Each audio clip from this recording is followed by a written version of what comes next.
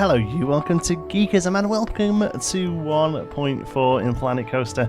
It's finally here, the anniversary update celebrating a year since the game officially launched last November, and there's absolutely loads to get through, so this is going to be a rough update, a video showing you kind of all the major key points. Now this is actually really quite a big update with loads of really little features, quality of life changes, stuff like that. There's no way I'm going to be able to cover them all in a 20-minute video, so it's going to be slightly cliff notes this, okay? I'll link in the description to the full patch notes, so you can go down there and check out everything. Here we're going to be covering the big hitters and the main things. The first one is this big old button here, the scenario editor. So the scenario editor, I'm more to call it a level editor, to be honest, because you're going to be able to use this not just for scenarios. Bear with me for a video about that later on. But this is a quick overview of it. Basically, you can make your own levels, you can make your own scenarios, so you're able to control what sort of loans and research is available, set the kind of guests that are going to turn up into your park. You can create your own objectives, build 50 roller coasters, build 2 carousels that are, both have a ride rating of 600.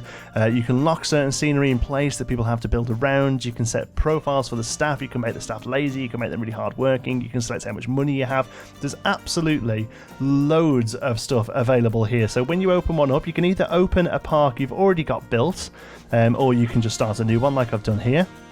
And then within the scenario editor here, you've got the ability to set your objectives. So for instance, we can say that you have to pay off all loans, and that's an easy objective. We can say that the silver objective is to that's a condition there. Look, so you can say they have to be paid off by March of year 7. Okay, that's really great because that's something that doesn't feature in the built-in scenarios. We now have a fail state. If you don't get it done by this certain time, you're going to fail that scenario. You're going to have to reload it. You have to try again. So we can confirm that, and that is now a silver one. An easy difficulty objective might be something like build a ride, build 3 rides, not including coasters, that have to have a monthly profit target of 8,000. Confirm. That's going to be really quite tough, but this is going to take so much tweaking to figure out these numbers properly, but there's so much scope here, it's ridiculous. One of the main things that I think people are really excited about is you're going to be able to edit the park dimensions and also the spawn points. So here we go now. That is the standard size that you're given for the regular sort of settings. You can now do this. You can now go right up to the very edge of the voxel terrain. Now what I mean by the voxel terrain is everything past this line here. This is just an image basically. It's just a pre-rendered shape. You can't do anything with it, but what you can do now is completely edit this entrance. You're not going to have a tunnel anymore, folks. You're going to be able to completely get rid of this. You can add spawn points. They look like this. They're about as big as all the other sort of points in the game. You can point, then you can have multiple ones, and they can be anywhere you want. You can have your guests turn up out of a spaceship. You can have any. Oh god, I'm so excited now. The weirdly is a weird support. That would be quite nice if we didn't have to have that support, but it looks like we have to, so never mind. But even still, a huge amount of scope now. I've got a really interesting idea using one of these, but you'll see that in a video that's going to be coming later this week. The scenario editor is absolutely stunningly detailed. You can decide how much money people start off with. You can decide how many loans they have to start off with, which loans become available through the game. You can decide which rides here are available, so these are all unlocked to start off with. These are all unavailable, but now what we can do is we can click this and click add selection here. Now the Bumpin' Derby is going to be researchable using the research tree. You can select how much, which marketing campaigns are available, how many marketing campaigns you can have at one time. You can choose how your staff act. They're each individually placed, so your entertainers can be incredibly passionate, but you can have really entitled janitors and vendors that are quite frankly just constantly fatigued. Okay, so all these are different options. You can make these all really difficult, you can make them all really easy. You can just keep tweaking them as much as you like. You can decide who's going to come into the park. You can say that pretty much the only people who are going to be interested in coming into this park are families, so there's no point in building crazy coasters. You're going to have to, this is just for smaller families, and also all of the families you know, there's a good chance of these families having a real good look around the park, but they're really, really scared, so they won't go on anything too crazy. All of these features, you know, crime as well, you can decide all these numbers, we're going to have to figure out what they mean, you know, not what they mean, but what the sort of base levels are and things like that. But there is so much you're able to do here, and then obviously you can build stuff for the park as well. Here, let's put down our old Kraken sign. This was built way back in Alpha. Okay, so the Kraken sign goes down, and what I can do now is I can select this here. I can click on the lock. Okay, so now when a scenario player comes into this, they're not going to be able to move that. That's going to be stuck there. And obviously you can do this with terrain as well. There really are, the options are endless. I can't wait to see what people do with this. So there's going to be a full video going into this scenario editor in much more detail, but let's move on to something else. Next major part of the update is a huge overhaul regarding staff and vendors and shops and lots of things. Basically, there's been a bit of a management overhaul, okay, and that includes lots of things, but specifically the fact that vendors are no longer attached to their shops. They can move around, and all staff in the game now have an energy meter and a happiness meter as well. Okay, so here we've got a pause scenario. It's going to be very difficult to show you this because it takes a little while to kick in, unfortunately, but here now we have our shop is open. If we select our vendor, we'll see there that Auntie Olivia, he's content with his paycheck for now, and he's got energy and happiness. What will happen eventually when that energy runs low enough, he'll jump out of the shop, he'll walk over here, and he'll come and hang out in this new building, the staff building. Now, obviously, this is a blueprint. Staff building itself is literally just a box like we've oh, that was the wrong thing. Literally just a box like we've got for all the other kind of boxes, you know, the toilets and things like that, TARDISes as I call them. But there you go, you've got that in there, so that's now an option. And I'll head over there, and not only will they fix their energy and they'll get themselves all better and ready to work again, there's also the ability to give them a perk now as well. So if we go to the operations of the staff building, we can click down here. All of these will cost extra money per month to run, but they give you little perks. So if the staff member goes to this one, they'll gain their happiness faster. If they go to this one, they'll be less overworked. If they go to this one, they'll be more resilient to being overworked or underworked. And then Rec Room here, they'll recover energy slightly faster. Lots of different options, lots of things you can play around with. You can increase the capacity of these as well. Doing so increases the charge of the building. If we drop it down to 3, it costs us nothing, but obviously, you know, only 3 members of staff in there at all times. It might be difficult for larger parks.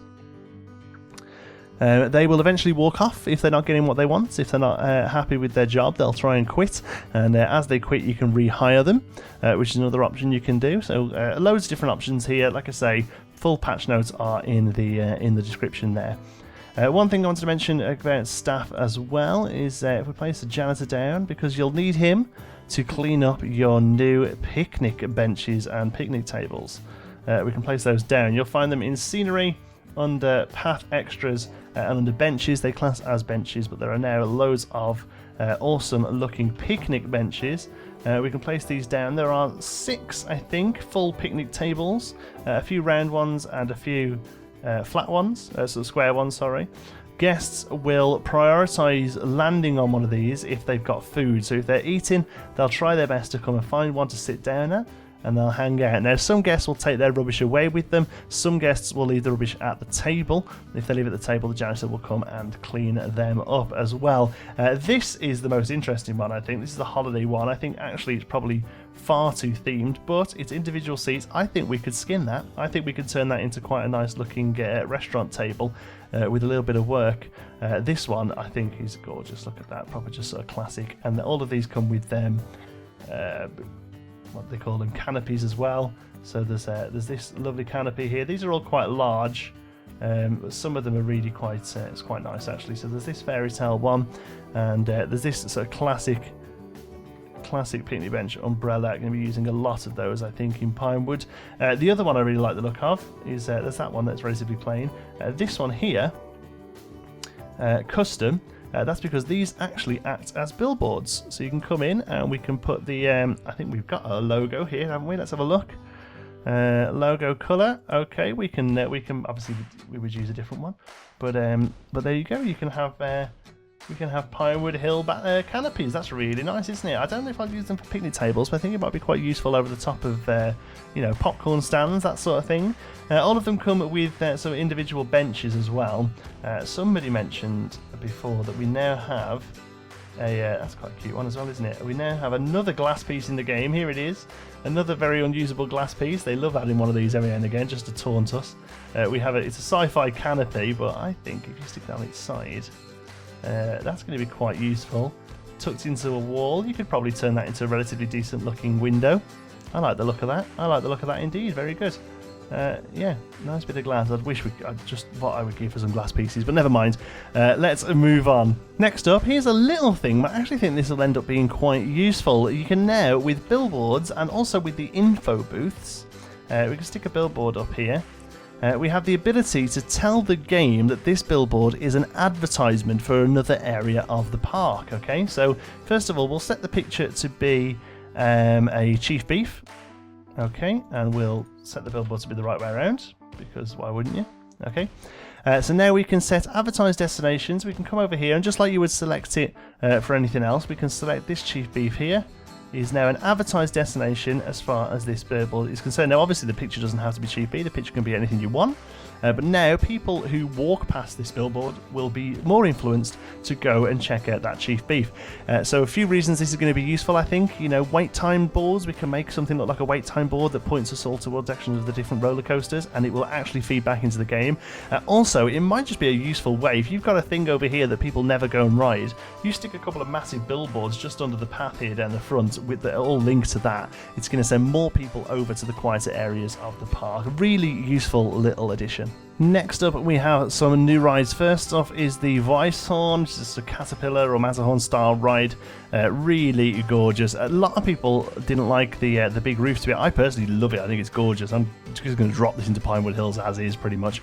So because they didn't like it, they've also released one called the Montecarlo, which is basically the same ride but with a lot less theming. I totally understand why they've done it. I think a lot of people will find it really useful to be able to tie this into other areas. I think this looks really great and vintage though, so I'm really looking forward to getting that used into Pinewood Hills. But either way, they're both there, they're both in the game, they look great. They have these awesome canopies over there. Canopy is triggerable, you can set it as part of the sequence, which is great.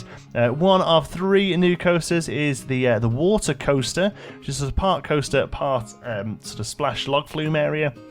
A few of these in real life, I believe. I've ridden one, Journey to Atlantis, I think it was called, in SeaWorld. Really great coasters, really interesting, very different. Early reports say that this one needs a bit of work, maybe. I think this is the blueprint that comes with it. They have a bit of an issue when stuff goes into water, how sort of what's the word, sort of specific it has to be. You can't be very fluid with it, so maybe it's something they'll address in the future, who knows. But I think it looks awesome, it's really different. The other thing you can do, they have these awesome sort of two wide boats.